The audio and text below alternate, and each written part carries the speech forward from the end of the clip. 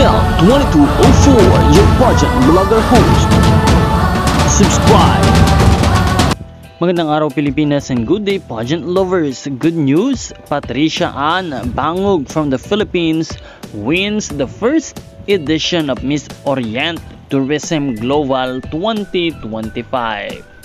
Congratulations at isa na namang reyna mula sa Pilipinas ang nagwagi sa kompetisyon ng international kung saan patuloy nating naipapakita at naipamamalas ang tunay na ganda ng isang Pilipina beauty queen. Nanalo nga si Miss Patricia Ann Bangog ng Pilipinas sa first edition ng Miss Orient Tourism Global 2025. Nakuha naman ni Miss Malaysia ang first runner-up at ni Miss Ghana ang second runner-up.